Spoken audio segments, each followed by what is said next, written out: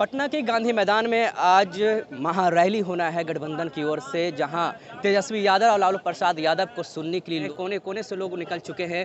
और इस बीच जो है जहानाबाद के मखदुमपुर से सतीश कुमार जो है अपनी गाड़ी को छोड़कर ट्रेन से रवाना हो चुके हैं। आप देख सकते हैं कि गया पटना रूट पे ये जो ट्रेन है जो इंटरसिटी पे सवार हो चुके हैं अपने कार्यकर्ताओं और तमाम नेताओं के साथ ये पटना के लिए निकल चुके हैं। क्या लग रहा है सर, आज क्या होने वाला है?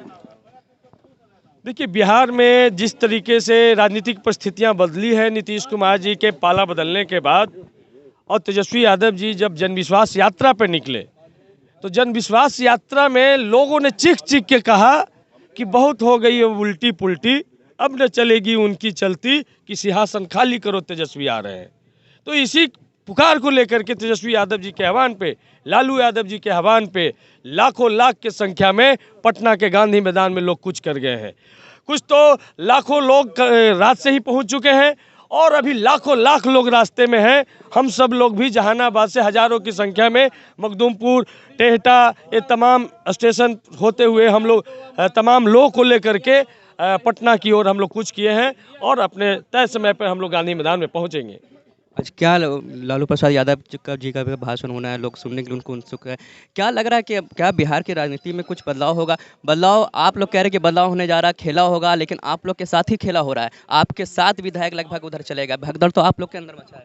देखिए, एक बात समझ लीजिए, चंद सिक्कों के खनक पे नाचने वाले लोगों के लिए सबसे असली फैसला जनता करती है।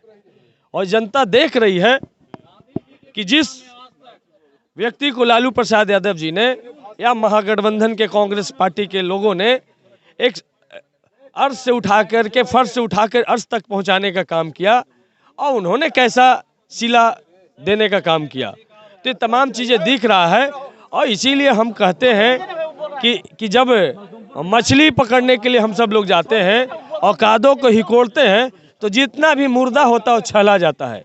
तो लोकतंत्र में विचारधारों के स्तर पर जब लड़ाई चल रही है, लोकतंत्र में ये संविधान रहेगा या नहीं रहेगा, या संविधान हटा के मनुस्मृति को लागू किया जाएगा, जब ऐसे भयावह माहौल में जब विचारधारों की लड़ाई है तो जो मुर्दे हैं वो छला गए हैं। कल पीएम मोदी जी का भी भाषण हुआ, उन्होंने परिवारवाद पर भी निशाना साधा।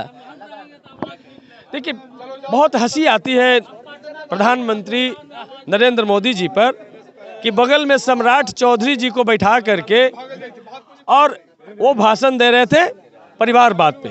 सम्राट चौधरी शकुनी चौधरी के बेटे हैं। शकुनी चौधरी बिहार के बड़े लीडर रहे हैं। यदि शकुनी चौधरी के बेटे नहीं होते तो सम्राट चौधरी को कोई जानता? तो ये परिवारवाद का सबसे बड़ा उदाहरण अपने पास में बैठाए हुए हैं। अभी जो 9 मंत्री बने हैं बिहार में, जो मंत्रिमंडल का विस्तार नहीं हुआ, 9 लोग जो शपथ लिए थे 28 जनवरी को, उसमें आप देख सकते हैं कि 9 में से 4 जो हैं मंत्री वो परिवारवाद के उदाहरण है। संतोष मांझी किसके उदाहरण है? सुमित सिंह किसके उदाहरण है? नरेंद्र सिंह जी पूर्व कृषि मंत्री हुआ करते तो उनके बेटे हैं। और पूर्व जीतनराम मांझी के बेटे सुमन है, संतोष मांझी जी हैं, या फिर विजय चौधरी जी हैं, वो भी, उनके भी पिताजी विधायक रहे। में नरेंद्र मोदी जी को परिवारवाद समझ में नहीं आता है, क्योंकि उनके तो परिवार है नहीं। उनके अगर परिवार होते, उनके बीवी होती, बीवी तो हैं लेकिन साथ नहीं है, उनके परिवार होते तो परिवार का मर्म जानते।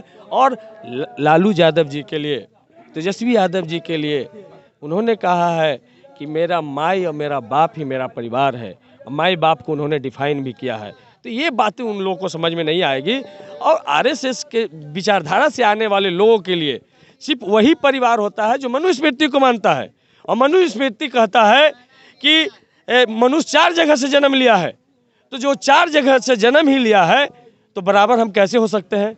और संविधान कहता है, आर्टिकल 14 कहता है कि एवरीवन इक्वल बिफोर लॉ, संविधान के समक्ष प्रत्येक नागरिक बराबर है। तो ये चीज़ उन लोगों को खटकता है कि क्या कोई शूद्र का बेटा, क्या कोई दलित पिछड़ा का बेटा मुख्यमंत्री के कुर्सी तक कैसे पहुंचेगा, प्रधानमंत्री के कुर्सी तक कैसे पहुंचेगा, वो भी संविधान की बात करके।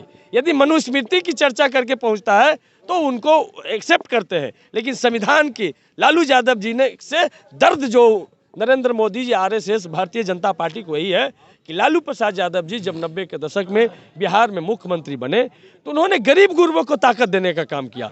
लालू प्रसाद यादव जी ने एक ऐसा जमींदारी व्यवस्था था इस भारत में कि भारत तो आज़ाद हो गई थी, लेकिन असल में आज़ादी बिहार के लोगों को नहीं मिला था। यहाँ तक कि खटिया पर बैठने तक का आज़ादी नहीं था। यहाँ तक कि किसी के गांव से पार होना है दलित पिछड़ों को तो अपना चप्पल खोल करके माथे पर रख लेना पड़ता था, तब वो उनके गांव को पार करते थे। विद्यालय तो जाने का उनको अधिकार ही नहीं था। तो लालू प्रसाद यादव जी ने आने के बाद उन्होंने सबको बराबर का अधिकार दिया, चाहे अगड़ा हो, पिछड़ा हो, दलित हो या महादलित हो, अकलियत हो, सबको बराबर का अधिकार दिया। और बिहार में एक अमन चैन, एक भाईचारा का वातावरण कामयाब हुआ। मोदी जी ने नया भारत बना दिया। मोदी जी ने नया भारत बनाया है जहाँ पे राष्ट्रपति को जात से पहचाना जाता है, जहाँ पे मंत्री को पिछड़ा से पहचाना जाता है। सबका साथ सबका विकास हो रहा है हमारा। सबका साथ, सबका साथ और सबका विकास का नारा के साथ में आए थे, लेकिन सबका साथ, लेकिन सिर्फ अडानी अंबानी के विकास में मोदी जी का पूरा एजेंडा काम कर रहा है। और आप देख रहे हैं कि जहाँ पर अडानी जब 2014 से पहले 634वें नंबर पर था भारत में, लेकिन आज दुनिया में नंबर 1 बन गया। कौन सा जादू है भाई कि एक आम मजदूर का मजदूरी दुगना नहीं हुआ, एक आम नौकरी पेशा करने वाला का वेतन दुगना नहीं हुआ, तो उनका 634वें नंबर से दुनिया का सबसे बड़ा आदमी कैसे बन गया। नीतीश कुमार जी ने वादा कर दिया है मोदी जी से कि अब हम कहीं नहीं जाएंगे इधर उधर। देखिए, तो बिहार की जनता उनकी बातों को कितना गंभीरता से लेती है। मिट्टी में मिल जाएंगे, मर जाएंगे, मिट जाएंगे, सब तो बोलते ही रहते हैं। कल एक और नया जुमला उन्होंने फेंकने का काम किया है कि अब आ गए हैं परमानेंट, अब कहीं नहीं जाएंगे। हमको लगता है कि उनकी कोई भी बातें परमानेंट नहीं है। मोदी जी ने हंस करके स्वागत किया उनकी बात। हाँ, वही मोदी जी ने भी मजाक में लिया। नहीं, डबल इंजन चलेगा। मोदी जी में मजाक में लिया। और डबल इंजन का मतलब मोदी जी ने डबल इंजन बताया। डबल इंजन बताइए, मणिपुर में डबल इंजन की सरकार है। अभी 1 साल से वहाँ इमरजेंसी लागू है, वहाँ मीडिया पे सेंसरशिप लागू है, वहाँ हमारी माँ बहनों को नंगा घुमाया गया। मोदी जी को समुद्र में गोता लगा करके और फोटो खिंचाने का फुर्सत है, लेकिन मणिपुर की हमारी माँ बहनों पर एक शब्द बोलने की फुर्सत नहीं है करके रखने का। मोदी जी तो कह रहे हैं कि जो लोग परिवारवाद लोग हैं वो लोग 2005 से पहले अपने कार्यकाल, अपने माता पिता के कार्यकाल का तो जिक्र ही नहीं करते तेजस्वी यादव। देखिए, यदि 2005 वाले जो कार्यकाल जिसकी बात कहते हैं, यदि वो नहीं आती तो इस ट्रेन का सर्वे कर लीजिए, इस ट्रेन में हज़ारों लोग सफ़र कर रहे होंगे। यदि ये असल आज़ादी किसी को प्राप्त हुआ बिहार में तो 2005 के बाद हुआ, नहीं तो आप जानते हैं, आप नहीं जानते होंगे, यहाँ मजदूरी 1.25 सेर और 1.5 सेर पे 24 घंटा खटवाता था लोग। यदि लालू यादव नहीं आते तो शेर को किलो में नहीं बदला जाता। आज तक मजदूरों को शेर में ही मिलता। अगर नीतीश जी नहीं आते तो जंगल राज खत्म नहीं होता। नीतीश जी नहीं आते तो और बिहार बहुत तरक्की कर जाता। नीतीश जी ने बिहार में कितना यूनिवर्सिटी खोलने का काम किया। लालू यादव जी अपने कार्यकाल में 7 यूनिवर्सिटी खोलने का काम किया, उसमें चरवाहा विद्यालय भी खोलने का काम किया, क्योंकि दलित पिछड़ों के पास में असल पूंजी पशु हुआ करता था और पशु वो चराना पसंद करता था लेकिन पढ़ना पसंद नहीं करता था। तो लालू यादव जी ने एक दुनिया का अनोखा कंसेप्ट लाया कि मुनिया बेटी पढ़ती जाए, गैया बकरियाँ चढ़ती जाए।